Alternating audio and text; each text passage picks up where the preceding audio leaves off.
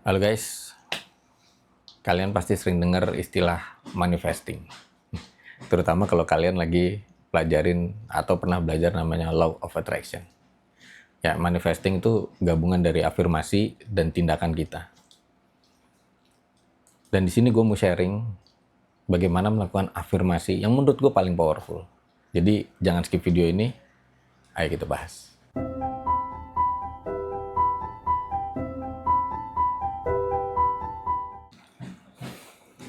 Banyak metode afirmasi yang udah dibahas di luar sana, mulai dari ngebayangin apa yang kita inginkan, meditasi, terus ada scripting yang sempat viral tuh, metode scripting untuk melakukan afirmasi.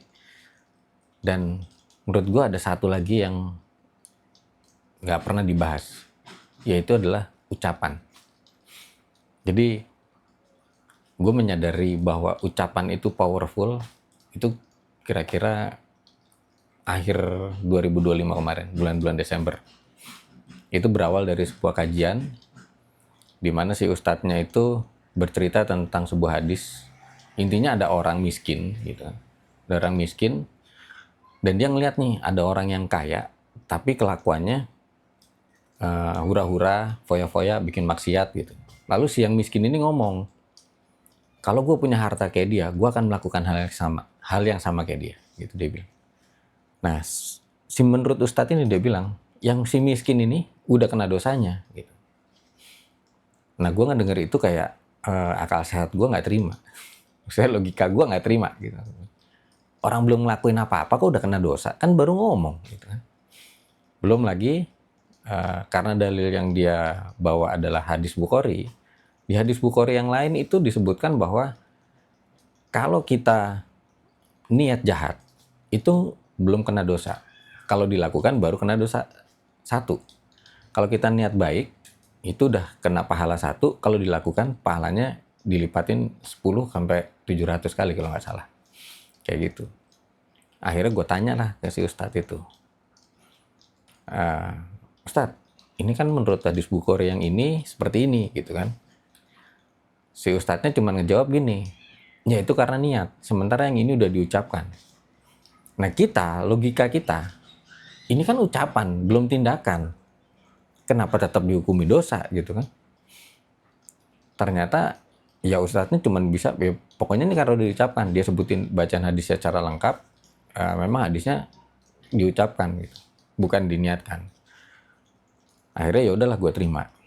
Selesai kajian itu, gue buka ChatGPT, gue tanya ChatGPT, lu tahu nggak ada hadis yang si orang miskin ini dia ngucapin kalau dia punya harta seperti si kaya gitu, dia akan melakukan yang sama, melakukan maksiat juga, foya-foya juga, dan dia kena dosa. Dikeluarin sama ChatGPT hadisnya. Nah, terus gue tanya, lu tahu kan di Bukhari yang lain itu bahwa kalau kita niat jahat kita nggak kena dosa gitu. Kalau dilaksanakan baru berdosa. Kalau niat baik itu pahala satu, kalau dilaksanakan pahalanya 10 kali lipat. Dikeluarin lagi sama ChatGPT ini. Nah, kenapa yang itu cuma ngomong dia dapat dosa? Gue tanya. Jawaban awalnya itu standar, sama kayak si Ustadz tadi, karena ini diucapkan gitu kan. Nah, di sini gue karena nggak terima juga, gue tanya lagi, gue cecer nih ChatGPT. Ya tapi kan belum bertindak gitu loh, kan belum action. ChatGPT ngejelasin bahwa dalam tradisi Arab, ucapan itu dianggap sebuah action. Nah, di sini nih gue baru sadar. Ternyata ada perbedaan logika nih antara bahasa Arab dengan bahasa yang umumnya kita pahami. Kita kan pahamnya adalah action dan ngomong itu berbeda hal ya. Makanya ada istilah no action talk only gitu kan. Kayak gitu. Jadi emang ngomong nggak ada action sama juga bohong. Itu yang kita pahami. Tapi di tradisi Arab, omongan itu udah dinilai sebuah tindakan, sebuah action. Gitu. Makanya ada bebannya. Akhirnya gue tetap nggak percaya. Gue tanya gini aja deh, keluarin aja dalil Al-Qur'annya deh, gitu. Yang orang ngomong doang kena dosa, gitu gue bilang. Dikeluarin tuh dalilnya lewat dari Al-Qur'an. Gue lupa suratnya dan ayatnya ya. Pokoknya kalian tanya aja langsung ChatGPT. Ayatnya itu adalah tentang orang yang berbuat fitnah. Jadi dia cuma ngomong, tapi dia kena dosa. Situ gue baru sadar, oh ternyata memang ada perbedaan tradisi dalam bahasa Arab dan bahasa yang umumnya kita pahami. Gitu. Akhirnya di situ gue coba men-challenge lah. Gue coba men-challenge. Ceritanya awal tahun ini, gue tuh ngomong ke istri dan anak-anak gue. Tahun ini kita akan ganti mobil. Gue bilang gitu. Kenapa gue bilang gitu? Kita ada mobil. Gue ada mobil, cuman ya mau tuba. Jadi pengennya ganti yang lebih nyaman lah.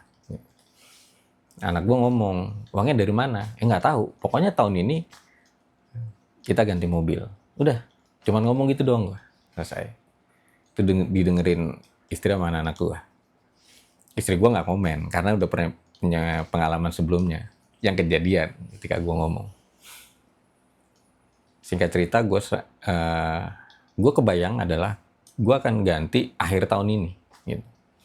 Dan waktu itu gue ngayal-ngayal lah, kira-kira ngebayangin mobil apa ya kira-kira ya kalau gue ganti. Akhirnya ketemu, wah Daihatsu Terios aja nih gitu. Pikirannya adalah cukup buat keluarga gue, karena yang gue punya itu sedan. Kalau ini kan satu keluarga bisa masuk semua nih, makan bisa kalau pergi rame-rame cukup lah pikir. Akhirnya udahlah Daihatsu Terios lah gitu. Udah tuh, waktu berlalu, tiba-tiba nih sebelum lebaran dikasih mobil lu. Dikasih mobil, dan ini yang menurut gue ajaib. Gue nggak dapet Terios gitu. Gue nggak dapet Terios, tapi sama-sama Daihatsu Xenia. Dan yang gue ucapin itu adalah gue ganti mobil. Ini yang kejadian gue nambah mobil. Jadi ini mobil yang lama masih ada, rencana juga mau dijual, tapi masih dibener-benerin. Jadi itulah yang menurut gue, wow, ternyata bener ya. Terus gue flashback lagi, beberapa tahun yang lalu, ada kejadian yang juga diawali dengan omongan yang iseng. Gue dapat door prize sepeda motor dari kantor. Jadi kantor waktu itu mau ngadain acara gathering, family gathering, ada door prize-nya. Grand prize-nya itu motor.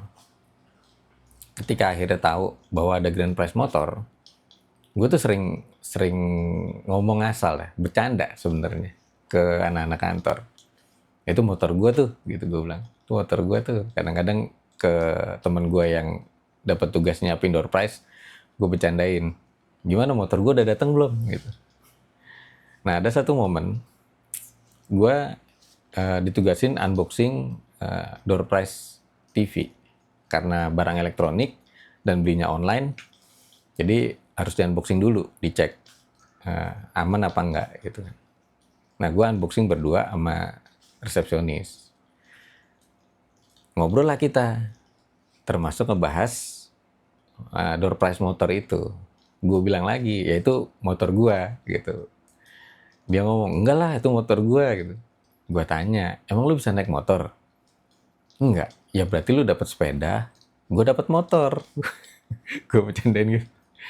Dan pada hari H, kejadian, dia dapat sepeda, gue dapat motor. Itu bener-bener yang gokil lah, ajaib menurut gue. Dan itu gue flashback semua. Iya juga, ternyata semua hal yang kejadian di diri gue itu adalah rata-rata sebagian besar itu yang pernah gue ucapin dan ada orang yang denger. Nah jadi gue akhirnya menyadari bahwa ada dua nih dalam mengucapkan. Yang pertama itu adalah kita ngucapin dan ada yang ngedenger ucapan kita. Dan yang kedua kita ngucapin tapi ngucapin sendiri. Yang paling banyak kejadian yang mana? Ada yang denger. Kalau yang nggak ada yang denger, rata-rata sebagian besar, mungkin 90% itu nggak kejadian. Dan setelah gue pikir-pikir, yang kejadian itu adalah selalu yang ketika kita lagi refleksi ke diri kita sendiri. Jadi gue ada momen, dulu gue pernah waktu zaman kuliah tuh ceritanya, lagi liburan ke pulang kampung lah intinya. Gue di Surabaya kuliah, gue pulang ke Jakarta. Nah pas di Jakarta tuh gue ngomong gini sendiri, lagi naik motor, oh enggak lagi naik motor, lagi di rumah, lagi depan komputer. Terus gue ngomong gini, gue minggu depan pengen punya uang 250.000 cash gitu. Tiba-tiba dalam diri gue, dalam hati gue itu ada yang ngebantah, 250.000 dari mana gitu. Gue bilang ya gue nggak tahu lah, pokoknya gue mau tahun depan minggu depan gue punya 250.000. Udah tuh, udah gitu. Singkat cerita, temen gue ngontak gue, dia pengen belajar SEO. Ya udahlah gue datang ke rumahnya, belajar ngajarin SEO. Ternyata dia ngundang 2 temennya lagi buat ikutan belajar. Jadi 2 hari itu waktu itu, Sabtu Minggu. Selesai acara, gue dikasih amplop sama temen gue. Ya udah gue terima, nggak gue cek tuh isinya berapa. Begitu gue pulang, tengah jalan, gue berhenti.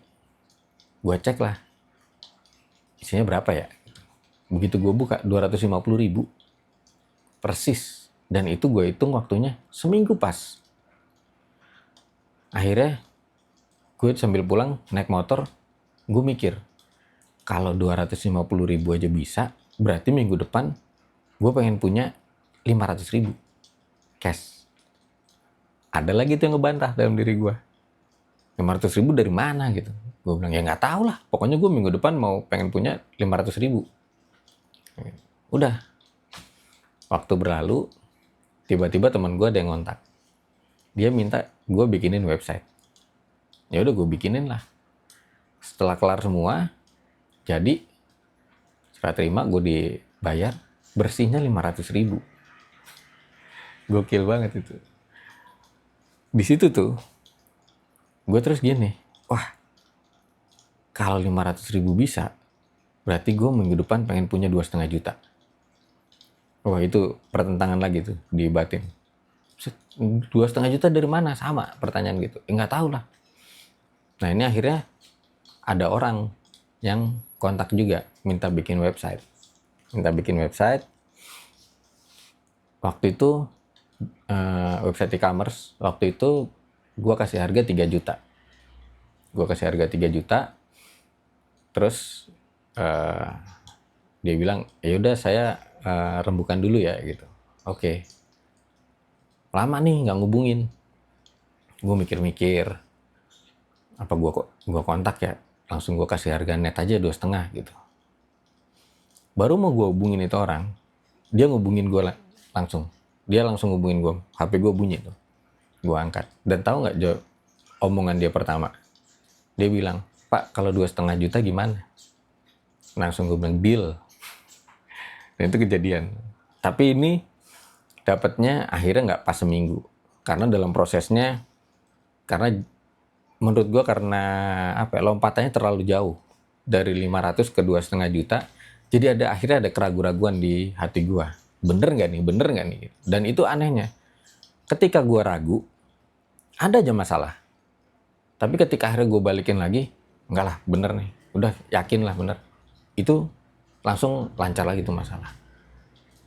Kesimpulannya, kalau kita yang ngomong tanpa ada orang yang dengar, itu lebih sulit. Karena harus ada kayak pertentangan dalam diri lah. Yang meyakinkan kita ngomong, gue nggak tahu, kayak gue bilang, ditanya 500.000 dari mana? Gue nggak tahu. Pokoknya gue mau minggu depan gue dapat 500.000. Dan itu suatu keyakinan yang penuh dan kejadian, bener-bener. Tapi kalau nggak penuh gitu, itu sulit banget. Dan gue sampai sekarang nggak bisa lagi ngulang yang mana gue ngomong sendiri tanpa ada yang denger, terus kejadian, itu gue nggak bisa ngulang. Tapi kalau gue ngomong ada yang denger, so far masih kejadian. Jadi gue nggak tahu, mudah-mudahan ini juga punya efek yang sama buat teman-teman. Bisa jadi coba, dan kalau berhasil jangan lupa komen di video gue, ceritain pengalaman kalian. Oke, sampai jumpa di video berikutnya. See you.